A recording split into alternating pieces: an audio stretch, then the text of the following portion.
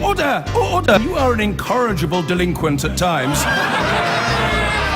Behave yourself, man!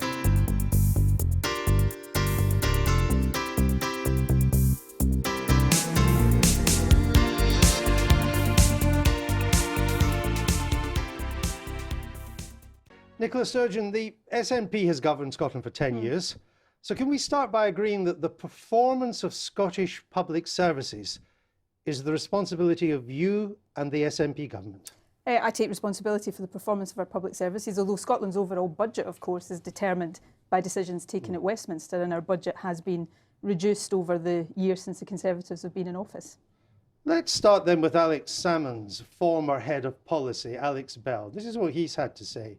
The evidence shows that we, the SNP, haven't closed the poverty gap, redistributed wealth, improved education, or educated more poor people. The sad truth is that pretty much everything we have done to date hasn't worked. Well, it won't surprise you to hear, Andrew, I don't agree with that assessment. Let me take education, for example, because it's something I have said is my top priority, and it's something I have recognised we've got more work to do on. But it's not true to say that we haven't seen improvements in Scottish education. If you take the attainment gap, for example, and take level 5 qualifications, which are broadly equivalent to the old O grades and standard grades in Scotland, we've seen more young people achieve those, but we've also seen the gap between the richest pupils and the poorest pupils almost half.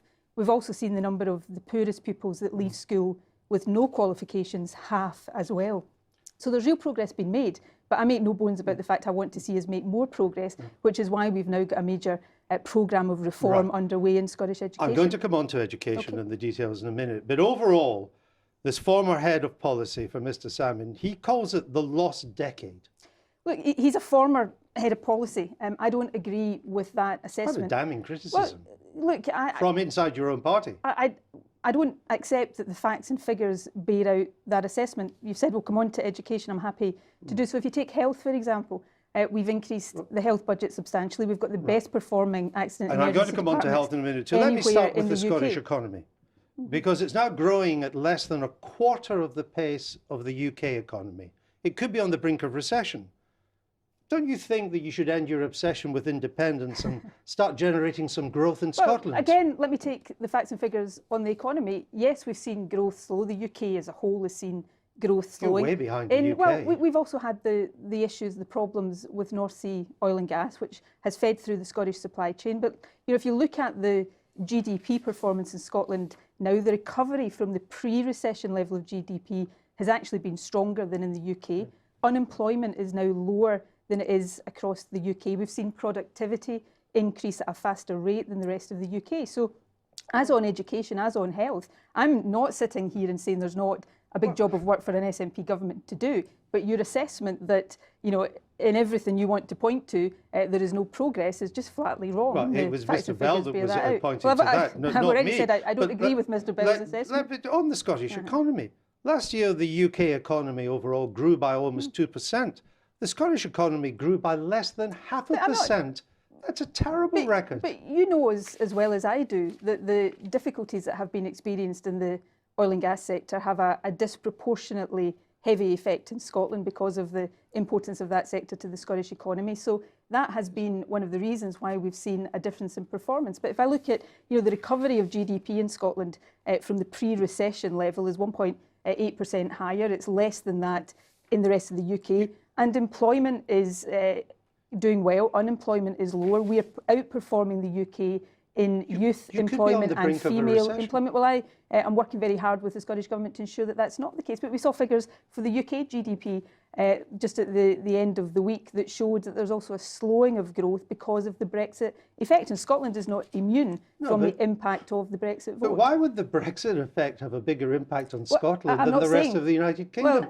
It hasn't had an effect on British growth. If you listen to what I was saying, I wasn't saying the Brexit effect had a bigger impact. I actually was saying that the reason for the different performance of the Scottish economy is the difficulties in the oil and gas sector. So it's not Brexit? But I think there is and will continue to be a Brexit effect in our economy. But if you listen to what I was saying, I was not saying that was greater in Scotland than the rest of the UK. I was pointing to the particular issues in the oil and gas Your sector. finance minister, Mr. Mackay, he blamed the economic reality of Brexit for the figures. Well, my view is there is an impact of Brexit. We're seeing in terms of the value of sterling and the inflation effects in our economy. But you know what you're asking me about. UK-wide. You know, I don't understand why Brexit would have a disproportionately bad effect on Scotland. I haven't argued. But that's what your finance minister did. Well, you're putting something to me that I haven't argued. 5th of April 2017, Derek Mackay, the new economic figures, these are the bad ones I've given, reflected, quote, the economic reality of Brexit.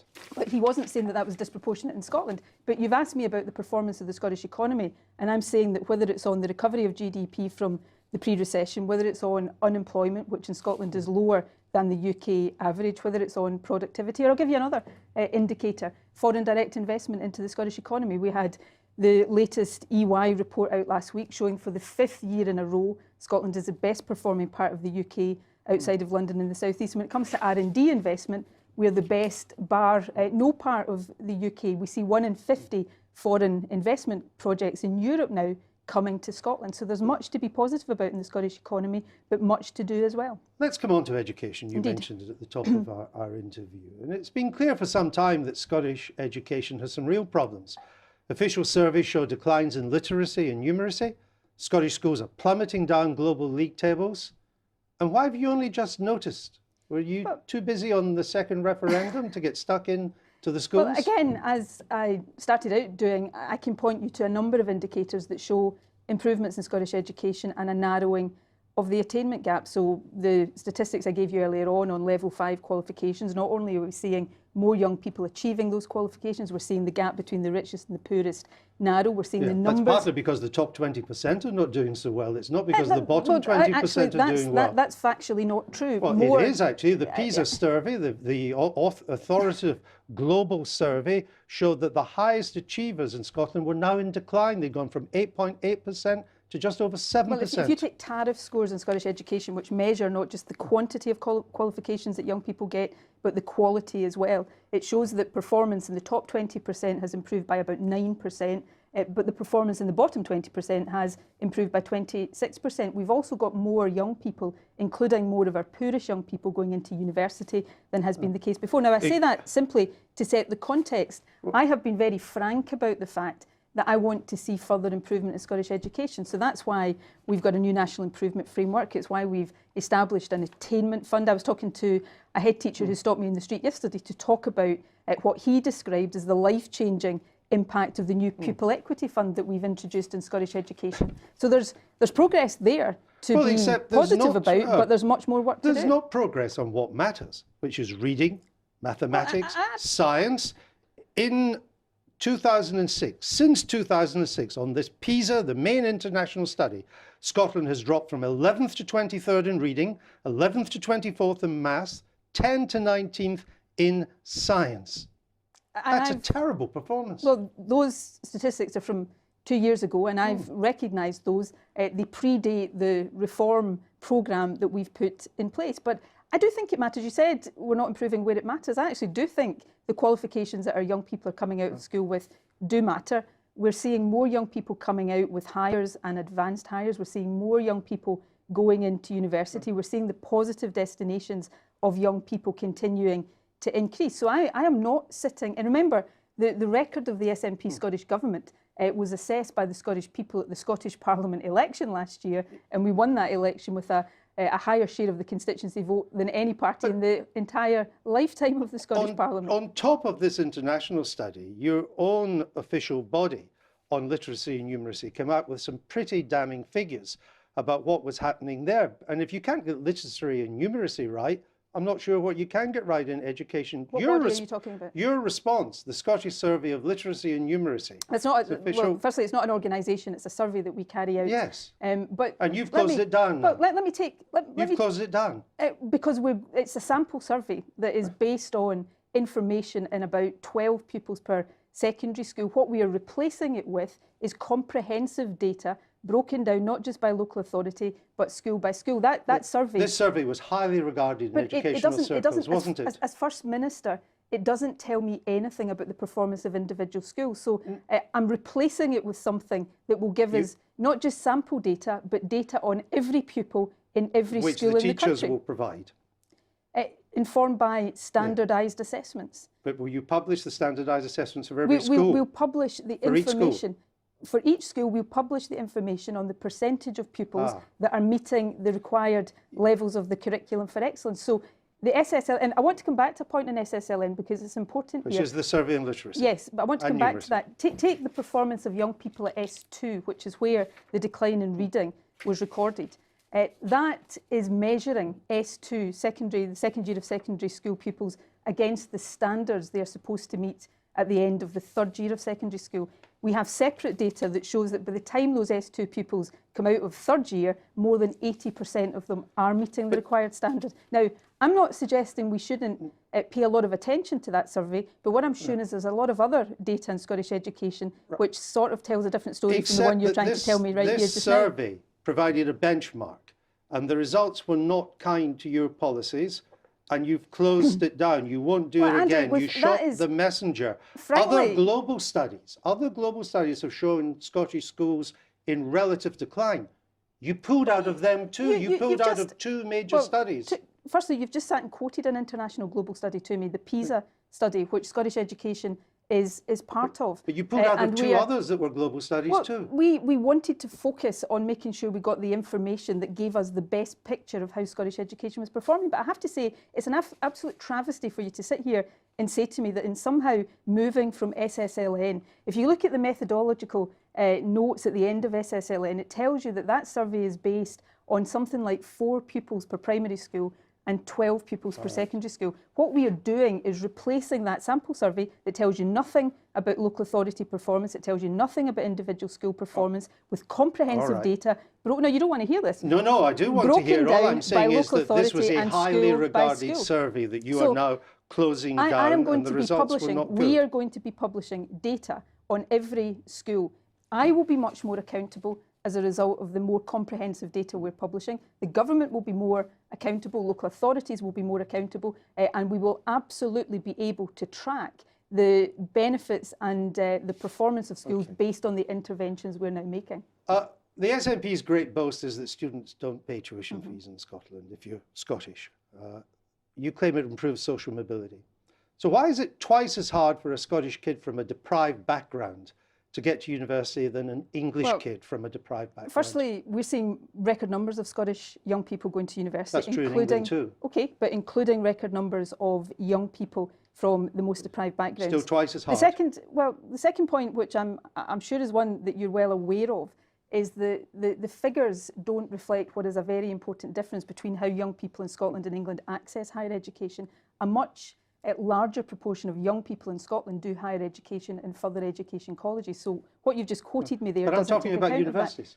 Of that. Sure, but higher education, I think the figure, I think, correct me if I'm wrong, I think the figure you've probably quoted there is about access to higher education. No, the figure is from people going from school to university.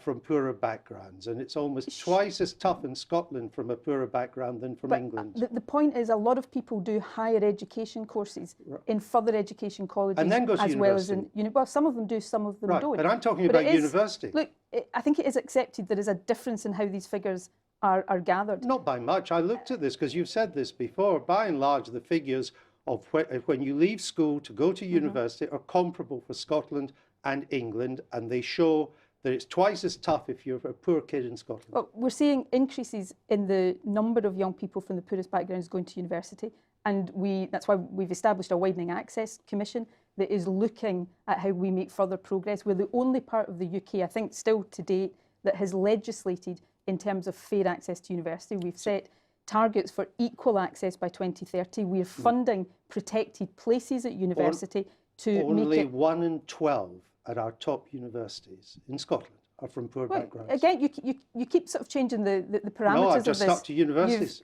You said top universities there. That's not all universities. So you 1 in 12 from the top then. Look, are young people from more deprived backgrounds underrepresented in our universities? Yes, but we're seeing that improve, and we have in train a programme of work to improve it further. Why did you cut maintenance grants for poorer students? we have got the best package of student support of any of the UK nations. It's a combination of grants and loans. In England, of course, bursaries, grants, are being abolished completely. And you cut the grants. We have, in the last couple of years, we have increased the value of the grant proportion, and we've increased the income threshold at which young people qualify for the maximum grant. But what we did was establish a minimum income guarantee for students, which is, yes, a combination of grants and loans, but we are protecting the continuation of grants as part of that. In England, grants, bursaries have completely been abolished. Because we introduced and grants some are loan. what matter to working class kids. They need to be able to support themselves through university. Which is why in Scotland we're not abolishing them like the case in England. No, you've just cut them. But also in terms of student debt, we've got the lowest average student debt of any of the nations of the UK. So, Andrew, the point I'm making to you here is I don't sit here and say that we're perfect, and I don't sit here and say that we don't have challenges to face and work to do to face them. But what I will defend is the progress we're making, and also on things like student debt and student grants, that we are actually further advanced in many of these respects than any other part of the UK. Let me move on to health. You're always railing against what you call Tory austerity. So why did your members of the Scottish Parliament vote against increasing nurses' pay?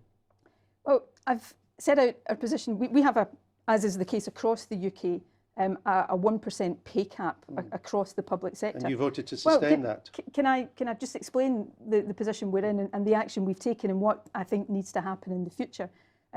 We have had that pay cap to try to protect jobs and make sure that we could support a policy of no compulsory redundancies in our NHS. Again, a policy that other parts of the UK don't have. Well, no nurses have been made redundant in England. There's 12,000 NHS staff being made but not redundant. There've been redundancies across the NHS. Not nurses. I would have to double check that, but I think you might be wrong on that point.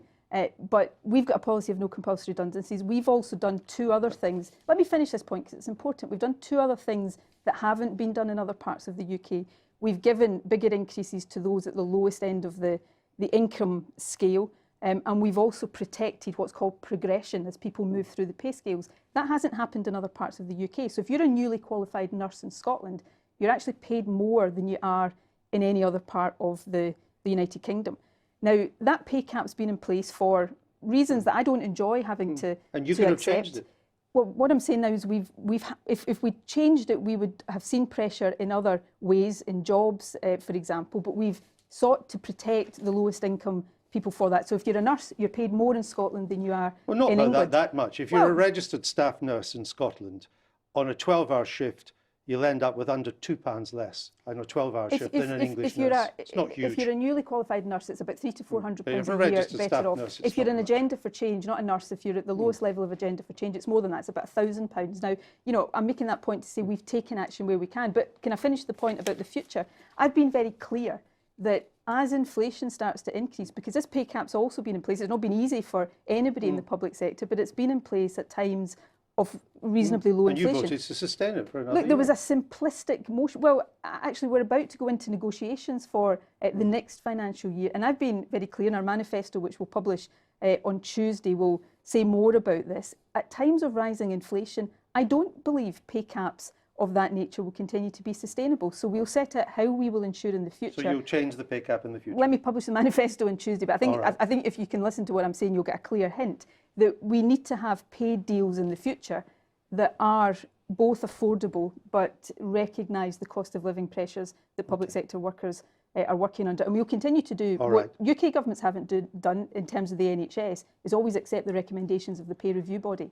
If you do well in this general election, will you use that to strengthen the case for a second independence referendum? Well, this election, I mean, we put in our manifesto for the Scottish election last year the idea that Scotland should have a choice at the end of the Brexit. If there was a vote for Brexit, that Scotland should have a choice. So what this election does, I suppose, is determine whether the people of Scotland think that whether and when Scotland should have a choice about our future should be a decision for the Scottish Parliament or for UK So it will Prime strengthen Minister. the case if you do well? Well, we've got that mandate already, and it will underline and reinforce that mandate. But this election will not decide whether or not Scotland becomes independent. But you called for a second referendum because of Brexit. You said Scotland was being dragged out of the EU against its will.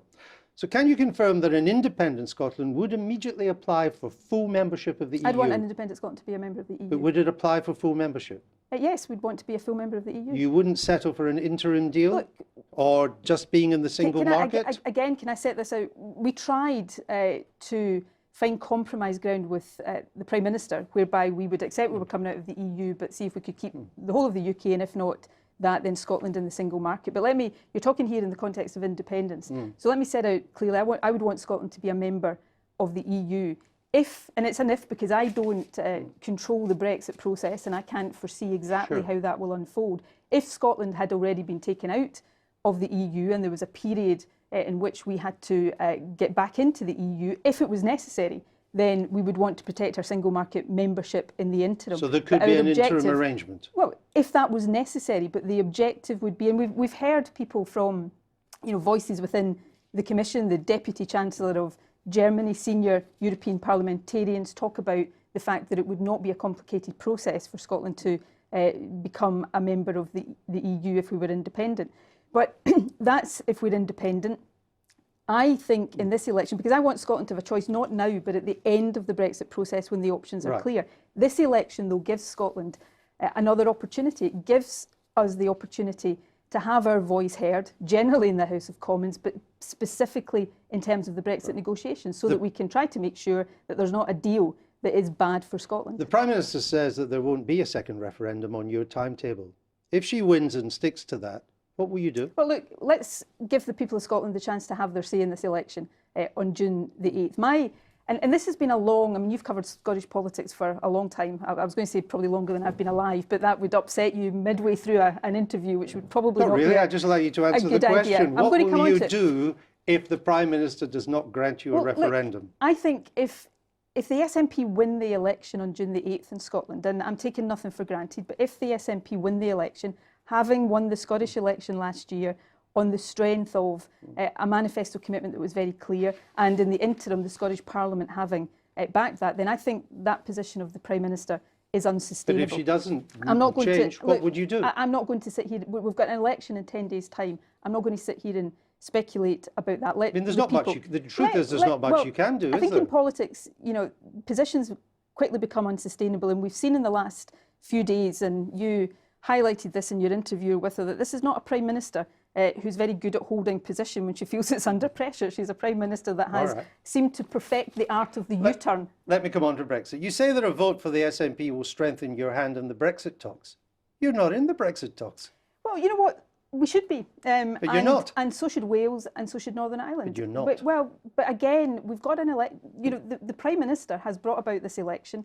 That gives the people of Scotland the opportunity, and I'm saying to people in Scotland, whether you voted Leave or Remain, whether you voted yes or no in 2014, this is an opportunity to strengthen Scotland's voice in these Brexit talks and strengthen the influence we have in terms of the positions the UK government takes. But Mrs May doesn't want you in the talks, and Mr Barnier, the lead EU negotiator, doesn't want you in the talks.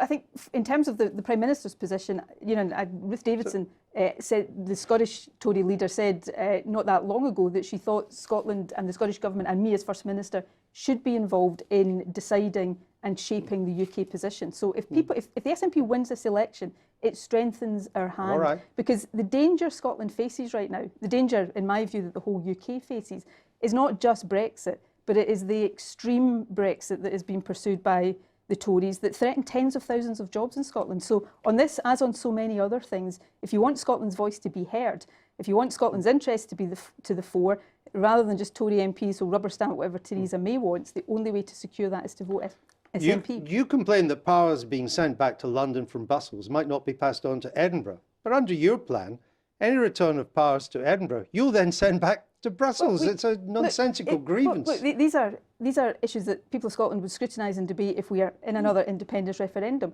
I believe Scotland as an independent member state of the EU would have a much greater voice than we've had as a part of the UK over the years. But, Theresa May is the one who wants to pursue Brexit and wants to pursue a hard Brexit. Now, if that's what she's doing, then to use that as a process to centralise power in the UK, in areas that are under the Scotland Act devolved to the Scottish Parliament, I do think would be unacceptable. But you would then send them back. Well, we would, if we were in the EU, we would continue to cooperate on these things Well, you'd have to as an send them back. independent That member would be the state. membership of the EU. But we would be representing Scottish interests as the member state. But let's be in no doubt here, what we have is a Prime Minister that seems to want to centralise powers, not just from Scotland, but from Wales and Northern Ireland as well. And I think it would be unacceptable to use Brexit to do that. You would rather see Jeremy Corbyn than Theresa May as Prime Minister? I don't want a Tory Prime Minister. I don't want to see a Tory government. So you'd rather see Mr Corbyn? Look, I don't particularly like the looking at the state of UK politics just now and forming the conclusions I do. I don't think Jeremy Corbyn is credible as an alternative Prime Minister. But it's got to be one or the other, and I think you would rather see well, Mr Corbyn. I'd actually rather see ultimately Scotland be independent. Of course, and in but the that's interim, not the choice, as you've said. Whoever emerges, and I think even with the narrowing of the polls, I still think it is highly likely that the Tories are going to win this election. So what matters for Scotland is that we've got the strongest possible voice. We know the damage Tory governments do to Scotland. If you found your SNP contingent in Westminster in a pivotal position, because maybe Mr Corbyn has won, but perhaps not by much, or not, or only as the largest party, would the SNP work with Mr Corbyn to raise taxes to pay for more spending? Well, we've got our own tax policies and we've put them forward already in terms of the taxes we control in Scotland, and we'll say more about that. UK-wide, would you work with Mr Corbyn to raise taxes? I don't agree with all of Jeremy Corbyn's tax policies. Look, we're kind of getting into the realms of, and I understand why, so bear with me. Well, this might be the result. Look, I don't think it will be, and I don't think if it is, will you work with Mr Corbyn on his tax and spend? We'll work for progressive policies,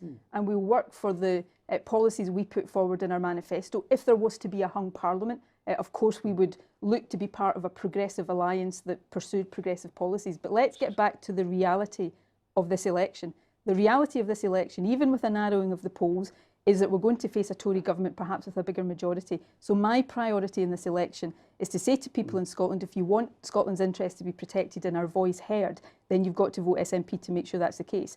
Voting Tory delivers Tory MPs who rubber stamp Theresa May, and voting Labour in Scotland risks letting the Tories in. Just one final thing on Mr Corbyn. He wants to raise corporation tax by a third. Would you broadly agree with that? No. I don't agree right now with the proposition that we should reduce the headline rate of corporation tax, but I don't agree with that either. What I would like to see, and again my manifesto will say more about this on Tuesday, I think we should be targeting support for businesses. Given the productivity challenge we've got, I think we should be targeting support to encourage businesses to invest in plant and machinery, and also to take on workers. Final 30 seconds. I just want to ask you this. Mr Salmond says the Labour manifesto is actually an imitation of the SNP programme in some respects in government. Are you proud of that? Well, I think it shows Scotland's leading the way in progressive policies. Free tuition, Scotland is the first scrapping NHS. Corbynista government. Scotland is leading the way in progressive policies across the UK. And to answer your question directly, yes, I'm very proud of that. So you're proud of being a forerunner for Mr Corbyn? Imitation is the sincerest form of flattery, as you know. It is indeed. Nicola Sturgeon, thank you for being with us tonight on this interview. Thank you. Thank you. I've been getting away with it all my